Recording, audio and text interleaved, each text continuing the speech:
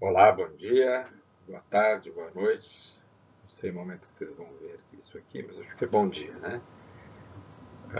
Meu nome é Gustavo Moreira, eu sou pediatra, sou pesquisador do sono da Unifesp, trabalho no setor de pneumologia pediátrica e gostaria de agradecer a Socorro, a Sociedade Paraibana de Pediatria, pelo convite. Hoje eu vou dar duas aulas. Hoje nós vamos falar sobre higiene do sono. O que é essa higiene do sono? Parece um tema meio batido, se é importante ou não, mas tem uns aspectos que as pessoas têm dificuldade de fazer, né? Então, por que a higiene do sono é importante? Porque a gente precisa valorizar o sono, porque o sono é vital para o bem-estar. E dormir é tão importante como respirar, beber água e se alimentar. Eu dormindo bem melhora o estresse, tá? E dormir bem é importante tanto para o crescimento como para o aprendizado. Todo mundo sempre pergunta, qual é a quantidade de sono normal? Na criança é muito variável. O normal na criança é à medida que ela vai se desenvolvendo, a quantidade de sono que ela precisa vai caindo para a idade. Então, a cada faixa etária, nós temos mais ou menos, né, o que se é recomendado. Veja, as duas instituições aí, né, a National Sleep Foundation, a Academia Americana de Medicina do Sono, tem uns horários um pouquinho diferentes. Mas veja, aqui lactência até 3 meses de 14 a 17 horas, lactentes de 4 a 11 meses de 12 a 15 horas, lactentes entre 1 e 2 anos de 11 a 14 horas, entre pré-escolares de 10 a 13 horas, escolares de 9 a 11 horas e adolescente ainda precisa de bastante sono, entre 8 e 10 horas. Então isso é mais ou menos o espectro. Claro que dentro do mesmo indivíduo tem aquele que é um pequeno dormidor, que pouco sono seja suficiente, e o outro que é longo dormidor. E o momento ideal de se medir a quantidade de sono é no período de reza, que não tem compromisso, onde você sabe que é o ideal, onde todas as semanas o tempo. E aí o que eu estou falando isso, sobre a variabilidade de pessoas, é o que mostra esse gráfico, é um gráfico de percentil que a gente está acostumado com peso, estatura e IMC, mas veja que nós temos a idade e o tempo do sono médio. Olha que percentil, né? 50 está aqui no meio, e a variabilidade que tem, que é mais ou menos 2 horas a partir dos 3 anos de vida. Notem que em lactentes a variabilidade é muito maior. Então, se pegar aqui está em meses aqui, né? Então, se pegar um lactente de 6 meses, o percentil 50 é 14 horas nas 24 horas, mas tem uns que dormem 18 horas e uns que dormem 11 horas. Então, existe uma variabilidade grande. Então, a gente precisa saber o que é normal para poder orientar bem o paciente. E o importante, o lactente, a criança e o adolescente, está bem durante o dia, não tem infecção, não está irritado, não está de mau humor, certo? Isso faz com que provavelmente o sono foi adequado durante o dia. E o sono do bebê, do lactente e do pré-escolar é diferente da criança na idade escolar adolescente e do adulto. E a partir dos 5, 6 anos, deixa de ser soneca diurna e a gente chama do sono monofásico, quer dizer, nas 24 horas, tem uma fase de descanso no período escuro, à noite, e o resto do tempo fica acordado. Notem que um recém-nascido de uma semana de vida, ele tem um sono polifásico, cada 2, 3 horas ele dorme, acorda, se alimenta. E esse sono polifásico ele persiste há mais ou menos uns 4, 5 anos, e o que vai mudando é que, à medida que o tempo vai passando, o número de sonecas e a quantidade de sono diurno vai diminuindo e ele vai se concentrando mais à noite. De forma que, com um ano, a criança geral tem duas sonecas, uma de manhã e outra à tarde, e a partir de um ano e meio até 4 anos é uma soneca à tarde, e o tempo dessa soneca vai diminuindo com o tempo. Então, uma grande variação de um sono polifásico para um sono monofásico que acontece na criança, além da mudança do tempo de sono. E o que acontece com o sono? No sono a gente tem uma diminuição da atividade física, mas ela não é urgente, porque a gente muda de posição. A gente tem interação com o ambiente, mas ela é mínima. E existe o relaxamento muscular, que é típico do sono, e ele vai ser importante para a gente entender algumas doenças do sono. Né? Então, este relacionamento fisiológico, né, do sono, ele pode repercutir em alguns problemas. Certo? E a atividade cerebral, ela é presente durante o sono, só que ela é distinta.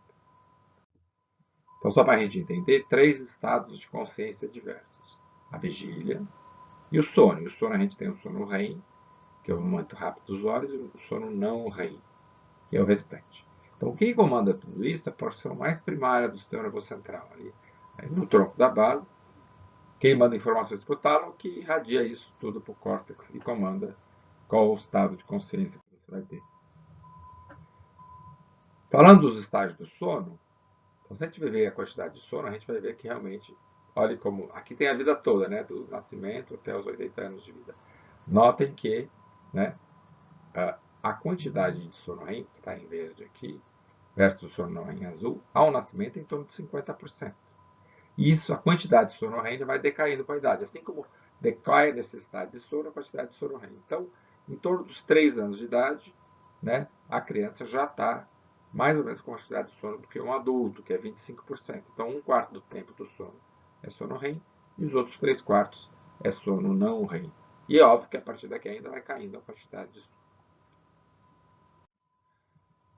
Outra coisa que a gente às vezes não presta atenção, mas é importante para a gente entender quando a gente vai organizar o sono das pessoas, é que as pessoas têm diferentes cronotipos. Existe o cronotipo matutino e o vespertino. Então, matutino é aquele que acorda cedo, mas logo escurece e vai dormir, né? E ele, em geral, está muito bem humorado. Né? A nossa frase na literatura é que o indivíduo acorda com as galinhas. O vespertino é um pouquinho diferente. Ele acorda à tarde, ele acorda de mau humor, ele não tem fome de manhã cedo, e ele vai, né, demorando para engatar a segunda marcha, tá certo? E, em geral, ele dorme mais tarde, e a atividade intelectual dele só melhora a partir do meio da manhã.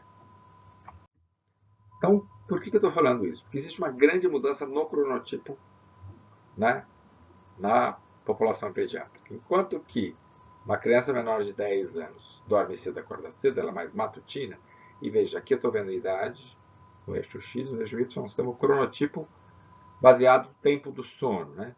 Então, imagine alguém que durma às 10 horas e acorda às 7 da manhã. Né? Então, meio do sono vai estar mais ou menos aqui, né? Então, de 3 horas. À medida que o indivíduo vai dormindo tarde e acordando tarde, o meio do sono vai caminhando para frente. Então, notem que a partir dos 12 anos de vida existe uma grande mudança, né? De um cronotipo matutino para um vespertino.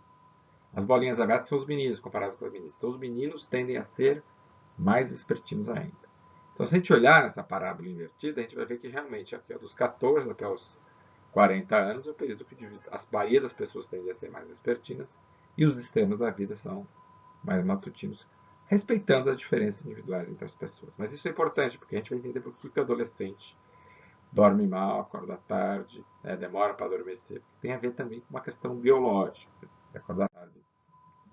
Outra coisa que acontece durante as 24 horas é que a gente tem vários ritmos, né? Só o ritmo de repouso e atividade, né? O repouso à noite e atividade. Os hormônios, a temperatura muda. Por exemplo, a temperatura ela é alta durante o dia, dentro daquele espectro normal, você vê que ela faz dos 37. No começo da noite ela começa a cair, tem o seu nadir assim no terço final da noite, e aí ela sobe durante o dia. Então, mais frio, né? À noite, a sua temperatura mais alta durante o dia. Já os hormônios têm um aspecto um pouquinho diferente. Por exemplo, o cortisol, que é o hormônio do estresse, ele está mais alto de manhã cedo. Né? Ele vai decaindo no começo da tarde, de forma que à noite ele já está mais baixo. E no meio da madrugada ele começa subindo de novo. Vá preparando para você durante o dia. Já o hormônio de crescimento, que é o hormônio que incorpora, né, um hormônio anabólico, ele está muito baixo durante o dia. Durante o sono, não REM, aquele sono mais pesado do começo da noite, que a gente tem a secreção do hormônio do crescimento, que na criança é importante para o crescimento e no adulto para reparação. Olha as variações que tem no ritmo circadiano. E aí tem vários fatores que controlam o nosso ritmo circadiano. E a melatonina é um desses aspectos. A gente sabe que a melatonina ela é produzida na pineal. Através do que? A gente tem um estímulo luminoso, que ele estimula na retina fótons ganglionares fotossensíveis. Não é nem cone nem bastonete. E aí tem uma via retino-hipotalâmica, ali no quiasma óptico, logo em cima tem um núcleo, que é o núcleo supraquiasmático, que é justamente o seu centro, o seu relógio biológico. Né? E aí, enquanto está claro, ele está mandando uma informação. Na hora que escurece, ele entende que precisa produzir melatonina. Ele manda uma informação que vai nessa via, que vai até inferiormente para um glândula cervical superior, depois ela sobe e vai para a pineal. E aí a pineal vai produzir melatonina e mandar informações para o organismo como um todo para descansar. Notem que essa via é grande, então qualquer lesão que eu tenha aqui na região da pineal, na região do tronco cefálico ou na vista, então veja, a gente vai entender que a melatonina é muito importante para doenças médicas, por exemplo, a pessoa que é cega, a pessoa que teve uma injúria do sistema nervoso central, né? Por exemplo, teve um tumor nessa região que teve que tirar a pineal, certo? Ou uma meningoencefalite, algo importante, né? Então são essas as principais situações em que a melatonina deve ser utilizada. Mas voltando à questão do sono, né? Então não é só a melatonina que faz a gente dormir, mas também o tempo que você está acordado e o horário do dia e da noite. De qualquer forma, tem vários fatores que interferem no sono. Por exemplo, à noite eu sou exposto à luz, em torno de 400 a 500 lux, e veja, uma lâmpada incandescente já é o suficiente para te dar tudo isso de luminosidade. Então, o ideal no começo da noite é diminuir a luz. Não receber luz pela manhã, porque como o nosso relógio biológico ele é um pouquinho mais longo do que as 24 horas do dia, todo dia de manhã cedo a gente precisa meio que ajustar, né? Ajustar o horário biológico. E se expor à luz de manhã cedo é uma coisa importante. Viagens transmeridionais, né? Então se você viajar para o leste ou para o oeste mais de 3 fusos horários, pode dar uma alteração no seu estado do sono. Trabalhador de turno, nós como profissionais de saúde estamos acostumados com isso, sabemos como, né, você paga, né, por cansaço, por sono, quando você trabalha de dia ou trabalha à noite. Ou lá. E exposição à luz em horários anormais. Então, depois que escureceu, o ideal é diminuir a luminosidade e não aumentar. E veja, os dispositivos de tela pequena são os principais vilões hoje em dia, mas TV, né, tablet, né, televisão de LED, eles têm muita luminosidade, aquilo realmente interfere bastante. Né? Qual é o problema de eu dormir pouco? Tá? Então a gente já tem bastante evidência mostrando que quem dorme pouco tem um desbalanço dos hormônios que controlam o apetite, né? Grelina e a leptina. Então o indivíduo tende a comer mais. Tá certo? Isso foi provado tanto em adultos como em crianças. Tá certo? No adulto a gente vê mais sonolência, mas na criança que está privada do sono, ela tem mais alteração de comportamento, como desetação, hiperatividade e impulsividade. E às vezes isso impacta, né, no aprendizado, né? Não consegue prestar atenção na aula e não vai conseguir aprender. Outros problemas da privação crônica do sono aumenta o risco de ansiedade, depressão e ideação suicida no adolescente. O indivíduo tem mais comportamento de risco. A capacidade de regular da regulação hormonal fica alterada. Né? Ele não consegue regular a parte emocional em vista de frustrações, tá certo? Diminui os sentimentos positivos, a motivação está prejudicada, então a chance de largar a escola é muito grande para as crianças. Né? O desempenho escolar também fica alterado, né? Então tem problemas cognitivos, porque ele não consegue executar tarefas mais complexas, né? A função executiva está alterada, a memória, a organização do tempo, tá certo? O pensamento abstrato, pensa assim, matemática, ciências, fica mais difícil para ele conseguir se ele não está conseguindo direito. Aí as notas vão baixas, ele começa a faltar na aula e tem o abandono. Então aqui está um dos principais vilões hoje em dia. Notem que eu pus essa fotografia só para ver te chocar, né? Essa moça aqui em cima, como a gente vê o iluminado o rosto dela. Isso aqui é o suficiente para ir lá na sua retina e inibir a melatonina. Em 2014, a Fundação Nacional do Sono falou que 75% das crianças têm um dispositivo eletrônico no quarto. Veja, isso já faz 8 anos, né? A situação provavelmente está pior do que isso. Em escolares é 28% e adolescentes 57%. Tá certo? Isso por... Então, né, eu acho que a gente tem uma cultura de ter TV no quarto, é como se fosse um status. A criança tem um celular, uma coisa boa. E, né, daí é importante as recomendações de limitar o tempo de telas. E aqui só mostrando um trabalho para você, mostrando para vocês como as telas pequenas são piores do que as telas grandes. Então, na C, a gente está vendo aqui diversas etnias, mas realmente há, né, os hispânicos, os negros não hispânicos, com a TV, ó, tendem a dormir 40, 80 minutos a menos. Nas telas pequenas, isso piora, aumenta, ó, quase 2 horas. Né? tem uma tela pequena e vai dormir 2 horas depois. Então, o problema é grande, são dados feitos no estado de Massachusetts, mas isso não é diferente, já foi publicado na China, né, no Brasil. Realmente é uma coisa alterada. Então, o tempo excessivo de tela vai diminuir o tempo total do sono, vai atrasar para ir para a cama. O indivíduo vai demorar para iniciar o sono, porque ele fica vendo aquelas atividades estimulantes, videogame, ele vai deitar, desligar a luz, deitar, ele não demora para dormir, certo? O sono não vai ser de qualidade, tá certo? O indivíduo vai ficar com mais sono, mais cansado durante o dia.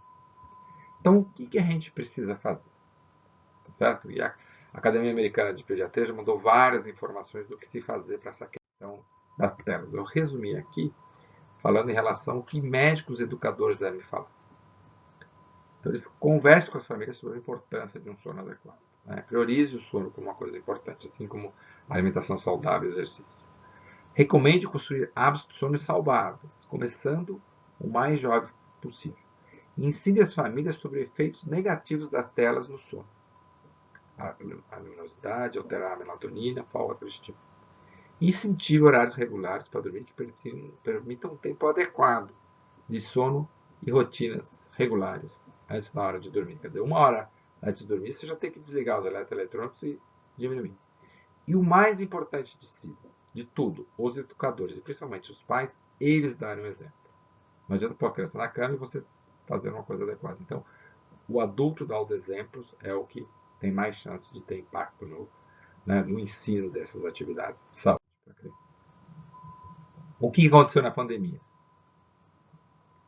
Né? A criança com tablet, né?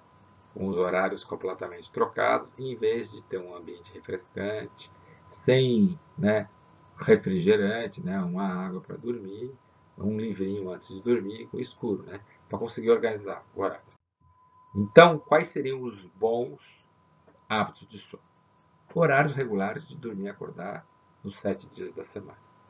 Quando eu falo isso para os pais, eles caem para trás, porque eles estão habituados a, no fim de semana, dormir muito tarde e acordar tarde. Mas para as crianças pequenas, isso é muito importante, mesmo o adolescente. O ideal, antes da adolescência, é o jovem dormir antes das 21 horas. Então, 8 e meia já está pensando na hora de dormir. No adolescente, a gente pode esticar isso 1 hora. Lembrando que o adolescente, quando ele entra no ensino médio, não tem escola à tarde, né? É tudo de manhã. Então, se ele dormir pouco, se ele dormir tarde nos dias de semana, ele vai ter que acordar cedo no dia de semana e fica comprimido o tempo do sono. Tá certo? E para ele, se ele dormir 6 horas na semana, ele vai acumulando aquele déficit de sono e ele acaba compensando durante o dia. Essa coisa de compensar no fim de semana não é uma coisa boa compensar numa soneca tarde. O ideal é de dormir mais à noite. Antes de dormir, tem um ritual relaxante, né? Uma leitura, né? Um jogo, uma coisa mais tranquila. Evitar sonecas à tarde, porque na hora que ele dorme à tarde, ele meio que descansa, fica difícil dormir à noite. Fazer exercício físico diário e evitar fazer exercício depois que escurecer. Porque se eu fizer exercício lá depois das 8 horas, aquilo vai aumentar a temperatura do corpo e vai ser mais difícil de adormecer. O quarto deve ser confortável, escuro e silencioso. Colchão adequado, travesseiro confortável. E lembrar que de manhã cedo tem que expor a luz. Então, essa coisa de se deslocar para a escola com aqueles carros com o vidro todo fechado, todo escuro, não. Tem que abrir a janela, caminhar. Né? Só o fato de... E é pouco tempo, um pouquinho de tempo que você expõe a luz ajuda a pessoa. For tomar um café da manhã, toma num lugar que está bem iluminado. Tá? Evitar álcool, cigarro, café, refrigerante. Isso vale para adolescentes, para as crianças menores, você tem que adequar para a situação. E desacelerar o ritmo após escurecer. Então, evite a TV, celular, computador, tablet e exercício físico nessa hora. Né? Então, faça atividades, mas faz um ambiente social da família, quando chega em casa, janta, desliga os eletrônicos, faz uma coisa relaxante e vai dormir. Tá certo? Então, acho que essas são as coisas importantes. Veja que em nenhum momento eu falei em melatonina exógena. Porque melatonina exógena não tem efeito no sono de pessoas normais. É só para quem tem patologia do sistema nervoso central. Tá certo? Então, esses hábitos do sono é que são, né, digamos, são a base fundamental para a criança dormir adequadamente. Mais uma vez, agradeço o convite. Muito obrigado.